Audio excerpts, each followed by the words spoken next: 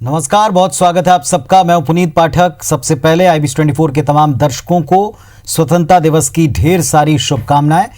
कुछ खबरें इसी से जुड़ी हुई।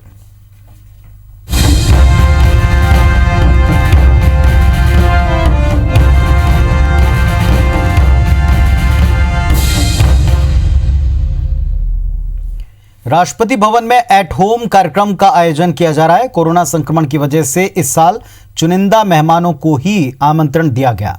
कोरोना वॉरियर्स को न्योता दिया गया है। स्वतंत्रता दिवस के मौके पर आज शाम को अटारी वाघा बॉर्डर पर भारतीय सुरक्षा बलों ने जश्न मनाया। इस दौरान सालों से होती आ रही बीटिंग रिट्रीट सेरेमनी आयोजित की गई, लेकिन अब की बार एक नयापन था। ये बिना दर्शकों के हुआ।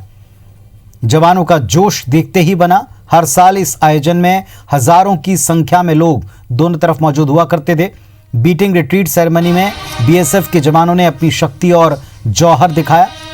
साथ ही भारतीय सेना के जवानों ने देशभक्ति गीतों से सारे वातावरण को गुंजायमान किया। स्वतंत्रता दिवस पर हर साल पंजाब की वाघा अटारी बॉर्डर पर बीटिंग रिट्रीट समारोह में सैकड़ों लोग शामिल होते हैं। भारत और पाकिस्तान के जवान एक दूसरे की आंखों में आंखें डालकर आमने सामने आकर इस सेरेमनी में हिस्सा लेते हैं। समारोह में दोनों देश अपने जवानों के शौर्य को, सेनाओं के मनोबल को प्रदर्शित करते हैं।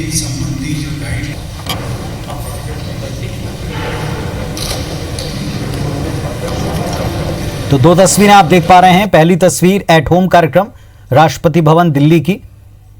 अब की बार कोरोना संक्रमण का असर हर एक जगह देखा जा रहा है।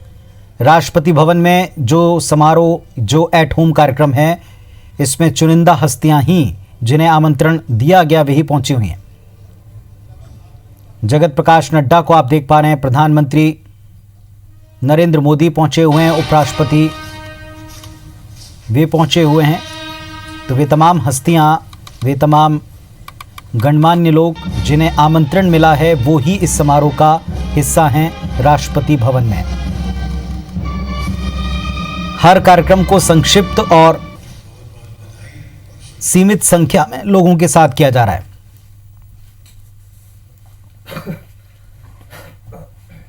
दूसरी तस्वीर आप देख रहे हैं अटारी बॉर्डर वाघा की बीटिंग द रिट्रीट सेरेमनी। संध्या को झंडे को उतारने की एक रस्म है। पूरे सम्मान के साथ सूर्यास्त से पहले झंडे को उतारा जाता है और इस बीटिंग द रिट्रीट सेरेमनी में जश्न आजादी के पर्व पर हर साल हजारों लोग शामिल होते हैं। अब की बार तमाम लोग थे, लेकिन उनकी मौजूदगी केवल मंचों पर आमंत्रित सदस्यों के तौर पर ही दिखाई पड़ी। जोश में कोई कमी नहीं, जवानों के हौसले में कोई कमी नहीं। हर एक रस्म निभाई गई, लेकिन केवल आमंत्रित लोगों के साथ। आम लोग अब की बार इसमें शामिल नहीं हो सके।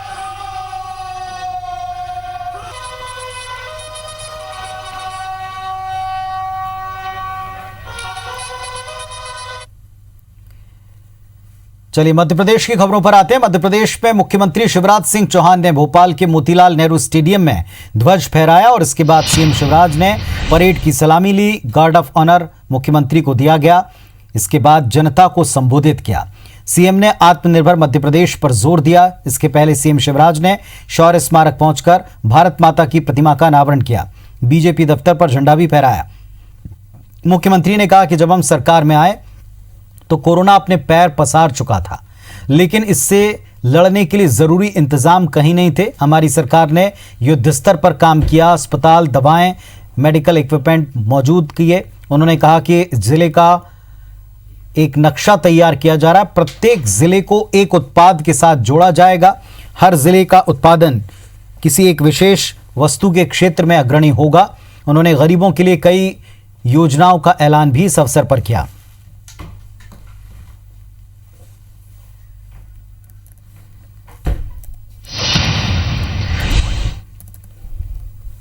जब 23 मार्च को हमने कार्यकाल संभाला, नई सरकार अस्तित्व में आई, तो कोरोना का संकट प्रदेश में जड़ें जमा चुका था।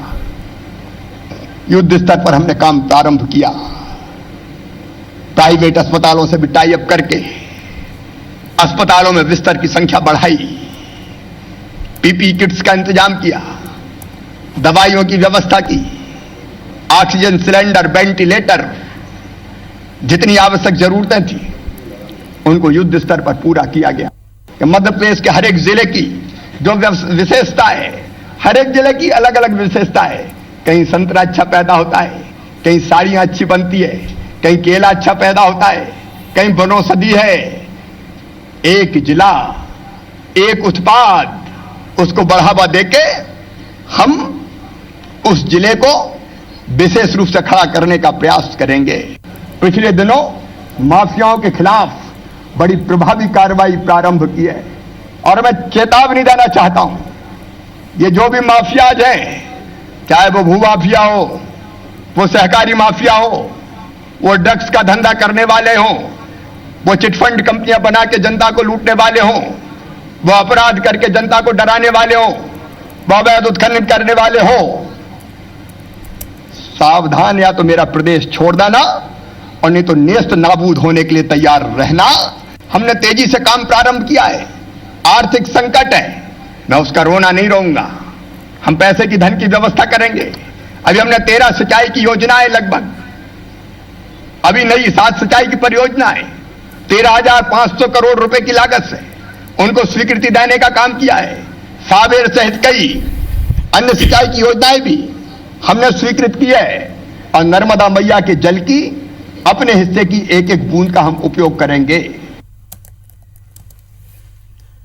आज स्वतंत्रता दिवस के अवसर पर प्रदेश कांग्रेस दफ्तर में भी झंडा फहराया गया। मध्य प्रदेश कांग्रेस अध्यक्ष कमलनाथ ने पीसीसी दफ्तर पर ध्वज आरोहित किया। इस दौरान पीसीसी में कमलनाथ का संदेश वाचन किया गया, जिसमें 15 महीनों की सरकार जाने का दर्द छलका। इस दौरान कमलनाथ ने कहा कि आज बहुत आवश्यकता है कि हम अपने लोकतंत्र की रक्षा करें। बाबा साहब अंबेडकर ने संविधान का निर्माण इसीलिए किया कि सभी स्वच्छ राजनीति करें। आज जिस तरह के हालात हैं, ऐसी स्थिति पर गंभीरता से ध्यान देने की आवश्यकता है। कमलनाथ ने कहा कि युवाओं, बुजुर्गों, महिलाओं से कमलनाथ ये अपील करते हैं कि संकल्प के साथ केवल और केवल सच्चाई का साथ दें। बाबा साहब अंबेडकर ने जब संविधान बनाया था, उन्होंने एक स्वच्छ, साफ, सैद्धांतिक राजनीति में देश का उनका नजरिया था।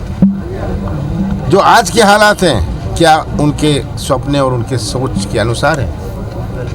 आज गंभीरता से हमें इस पर अध्ययन करना है। मध्य प्रदेश में बारिश की वजह से शहर की सड़कों पर पानी भर चुका है। कई ग्रामीण इलाकों का संपर्क टूट गया। हरदा जिले में लगातार 2 दिन से हो रही वर्षा से नदी नाले उफान पर हैं। 3 तस्वीरें आपको दिखा रहे हैं, हरदा, बैतूल और मुरैना की। तीनों जगह बारिश की वजह से संपर्क मुश्किल हो रहा है। नदी नाले उफान पर हैं। कई जगह लोग जान रिस्क पर लेकर इन जगहों को पार करते दिखाई पड़े हैं, लेकिन सड़कों का हाल भी तालाब से कम नहीं दिखता।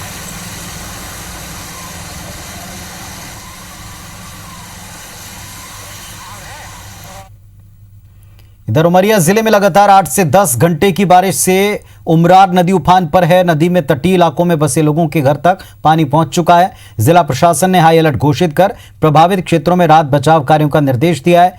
कलेक्टर संजीव श्रीवास्तव ने क्षेत्र का दौरा कर लोगों की दिक्कतों का जायजा लिया है।